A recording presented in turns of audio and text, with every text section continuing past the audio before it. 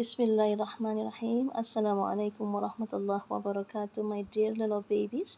Alhamdulillah, today is Sunday, July 11, 2021, and I'm back to you again, inshallah, to bring you another new story.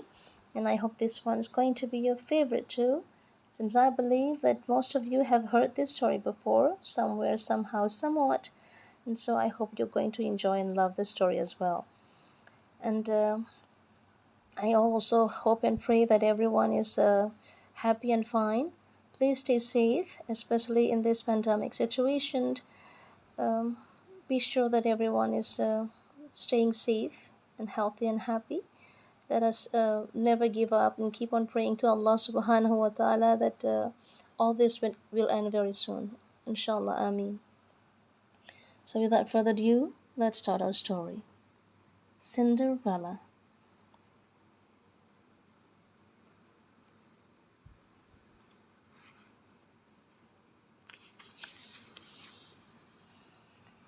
Cinderella, scrub the floor. Cinderella, make the beds. Cinderella, why is my dinner not ready yet? This sort of thing was all that poor Cinderella heard from the stepsisters from morning to night. Cinderella was very beautiful and good-natured, but her stepsisters, who were very ugly, were uncontrollably jealous of her, so they made her life miserable. One day, a messenger called at the house with an invitation to a grand ball which the prince was holding at the palace. At once the stepsisters were in a dither about what to wear and how they should look. "All the most handsome young men in the kingdom will be there," they cried. "We must be sure to look our best." "Oh, please, can I come to the ball?" begged Cinderella. The ugly sisters howled with laughter. "You go to the ball? Don't be so ridiculous. Just look how tattered your clothes are. You can't go looking like that. And besides, we will need you to help us get ready."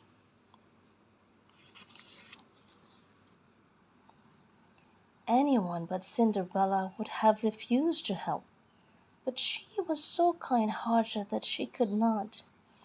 On the night of the ball, the ugly sisters had Cinderella running around in circles after them. "Powder my wig.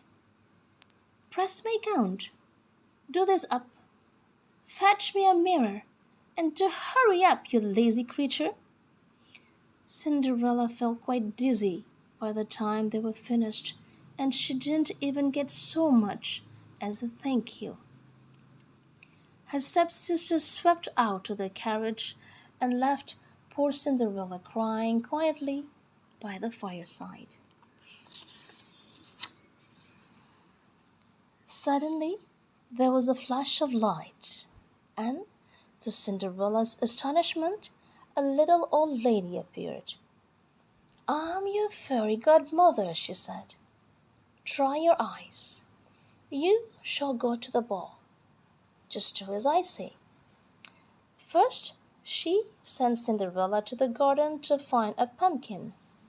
She touched it with her magic wand, and in an instant became the most splendid coach you ever saw.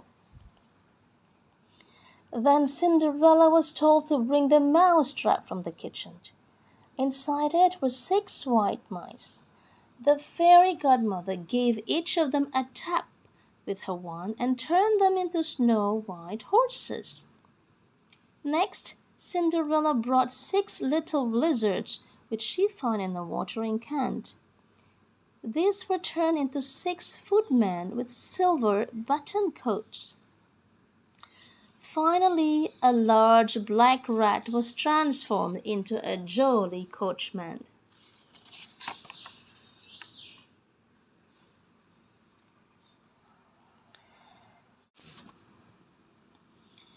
"Well now, child, you can go to the ball after all," chuckled the fairy godmother. "Aren't you pleased?" "Oh, yes," exclaimed Cinderella. "But how can I go in these old rags?" At once the godmother waved her wand, and the dirty old clothes were changed into a beautiful ball gown, and around Cinderella's neck was a string of pearls. Then, to complete the picture, she found a pair of dainty glass slippers on her feet.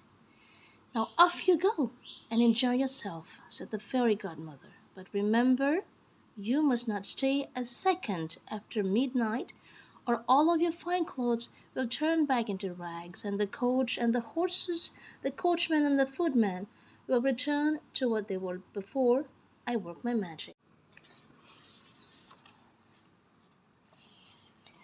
Cinderella arrived at the palace just as the ball was about to begin.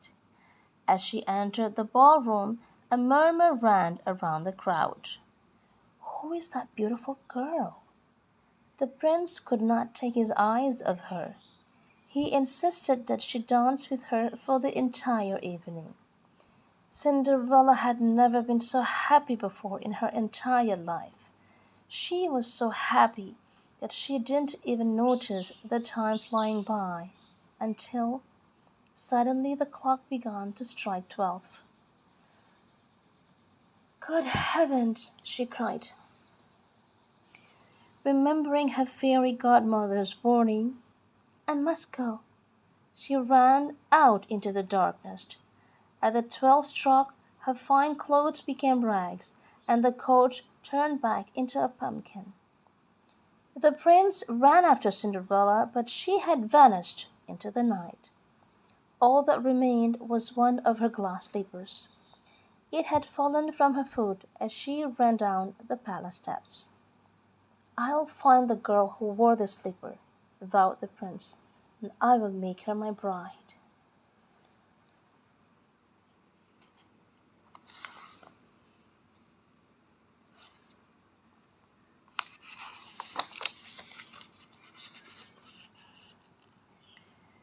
The next morning, a proclamation was read out in the square to the sound of a trumpet.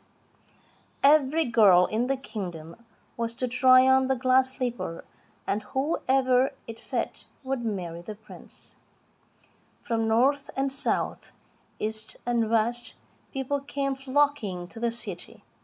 Young and old, short and tall, thin and fat, one by one they tried on the glass slipper, but it fit none of them.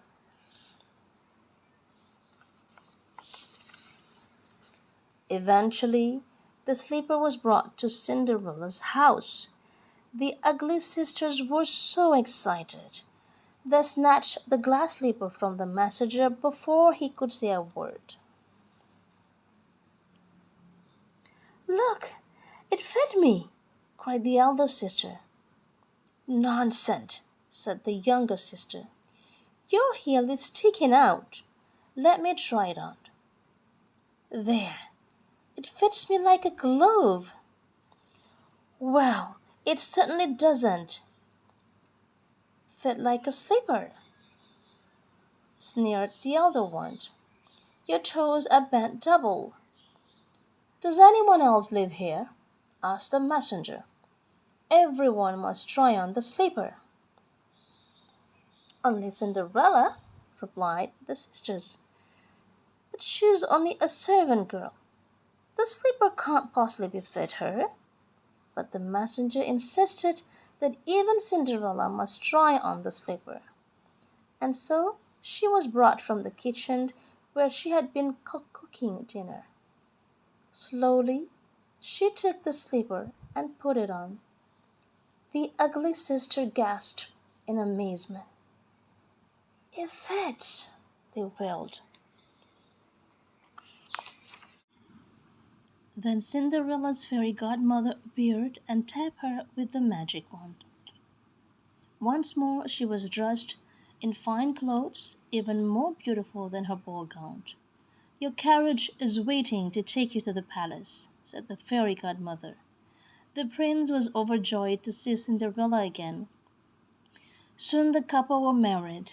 Everyone went to the wedding, even the ugly sisters whom Cinderella had completely forgiven for the previous unkindness.